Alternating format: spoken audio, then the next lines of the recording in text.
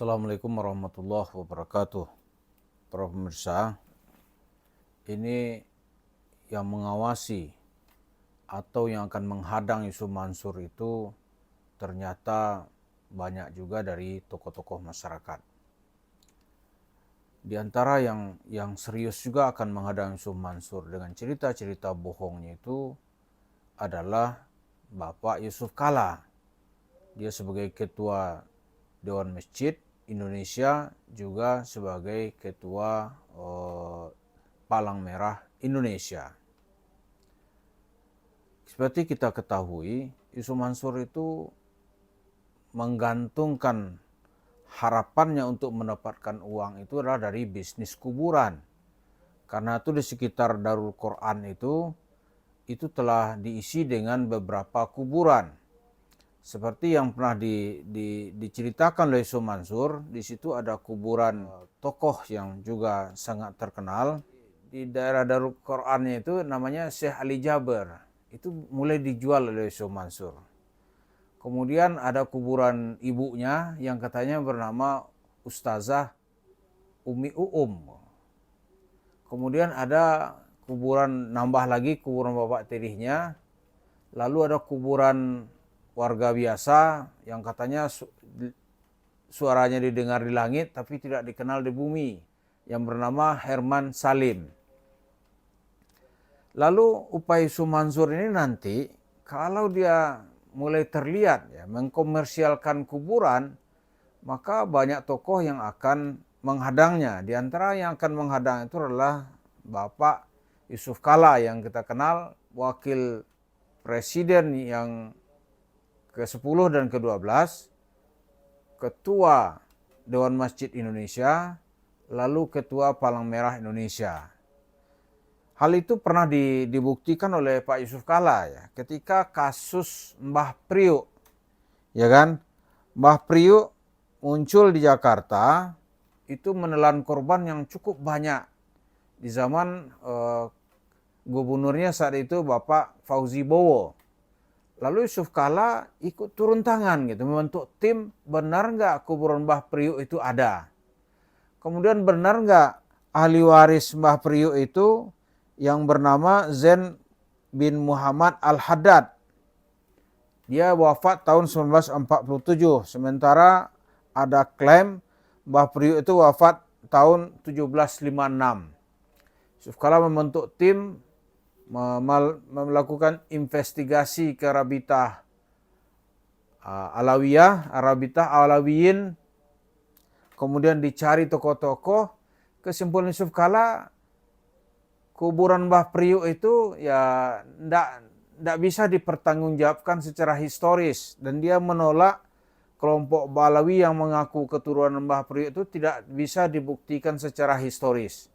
Maka Yusuf Kalla dengan tidak ragu-ragu berdiri di belakang pernyataan pemerintah bahwa kuburan Mbah Priuk itu tidak bisa dibuktikan secara faktual.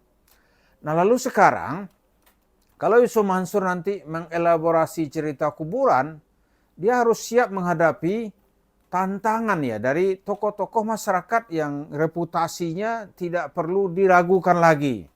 Yusuf Kalla ya kan, reputasinya tidak perlu diragukan lagi. Dia telah berjuang untuk menegakkan nilai-nilai secara logik.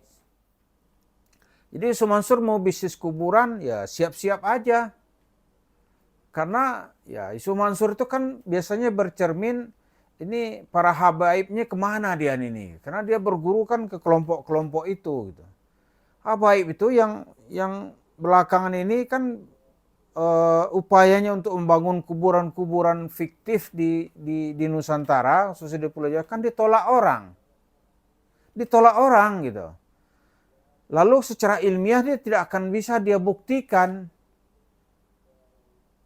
Ya kalau secara ilmiah itu melibatkan tokoh-tokoh yang keilmuannya sudah tidak diragukan lagi. Misalnya ada klaim bahwa pejuang-pejuang Islam itu dari keturunan Arab misalnya. Balawi, itu Buya Hamka sendiri di dalam buku dari Perbendaharaan Lama itu sudah membantahnya gitu. Nah kembali kepada cerita Yusuf Mansur, dia berani apa?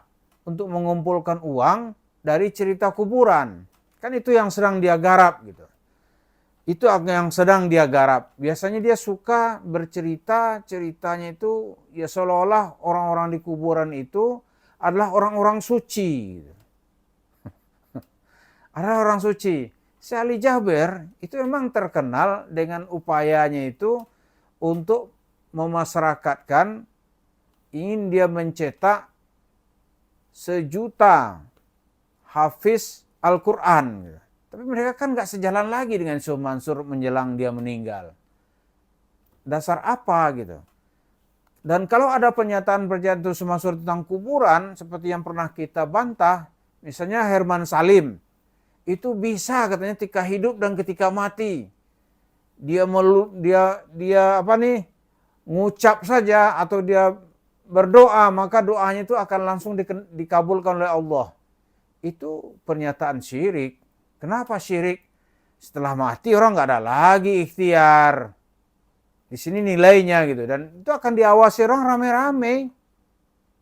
Nah, misalnya nih, Pak Yusuf Kala saja itu soal Mbah Priuk dia ikut.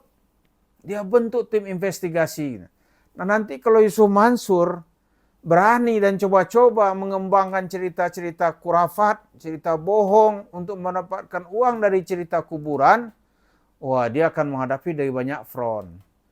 Jadi Yusuf Mansur itu sebenarnya bisa kita lihat, dia tuh udah bisa dikatakan selesai ya. Selesai untuk bisa untuk bisa mendapatkan uang dari cerita-ceritanya seperti pada masa lalu. Itu nggak mungkin lagi. Kemana aja sekarang dikejar orang, dan yang mengejarnya bukan orang-orang sembarangan. Tunggu aja. Ini nanti Pak JK itu nanti akan dia persoalkan, lomba Priok aja dia turun. Ya kan? Apalagi ini cerita Yusuf Mansur yang terus-menerus meresahkan umat. Dan secara cantelan ceramah gitu. Dulu Yusuf Mansur itu kan ada institusi di negara ini yang menjadikan dia itu sebagai maskot. Gitu. Tapi sekarang beberapa tahun kan sudah diganti, dia nggak dipakai lagi. Sudah diganti dengan ustadz yang memang secara keilmuan diakui orang dia tuh ustadz. Gitu. Cerita-ceritanya pun ya dalam koridor yang bisa dipahami dan tidak mengandung hal-hal yang kontroversial. Tidak seperti cerita Yusuf Mansur yang kontroversial, penuh dengan kebohongan, ceritanya palsu, hanya tujuannya ya untuk mendapatkan uang. Lalu uang itu kan udah banyak institusinya, warung stick and shake-nya banyak sekali. Ya, tapi namanya manusia kan dia nggak pernah puas gitu. Dia ingin bangun itu warung situ di mana-mana. Dan ini menimbulkan krisis pada dirinya. Ya kan, krisis kepada dirinya. Di institusi tempat dia mengeraup uang yang selama ini dia bergoni-goni dapat duit itu sudah nggak ada. Lalu dia membangun kuburan, tunggu aja respon orang gitu. Tunggu respon. Di antara yang akan berespon menurut perkiraan kita itu adalah Pak Yusuf Kala. Dia punya institusi loh, Dewan Masjid. Ya kan? Ada palang merah. Wah itu pengaruh masyarakat tetap kuat. Dengan sisa-sisa yang ada sekarang ini, Yusuf Mansur nampaknya terus akan berjuang untuk mendapatkan uang dari sumber-sumber mana saja. Dan yang terpenting uang yang akan diambil itu adalah dari bercerita dan ziarah tentang kuburan. Dan ceritanya yang kita amati itu banyak mengandung hal-hal yang bersifat syirik, yang harus dijauhi. Jadi kembali kepada cerita kita, sebaiknya apapun yang ada dari Yusuf Mansur, yang keluar dari Yusuf Mansur itu biasanya mengandung dusta. Gitu. Karena dia hanya ingin mencari uang. Ya kan? Dan uang itu nanti dia cerita-ceritalah, ada wujud usaha, warung stick and shake, ada pay trend yang sudah dilarang gitu. Ada lagi apalagi gitu. Ada Kaisar Al-Mansur, pokoknya di setiap tempat itu orang pasti menjerit. Nah, mudah-mudahan kita dikasih umur panjang yang berguna dan mengawasi terus apa yang dilakukan oleh Yusuf Mansur. Dan Pak Yusuf Kala juga kita doakan terus, dia akan berjuang istiqamah menegakkan nilai-nilai yang rasional. Sehingga umat ini bisa menjadi cerdas dan bangkit perekonomiannya. Terima kasih. Assalamualaikum warahmatullahi wabarakatuh.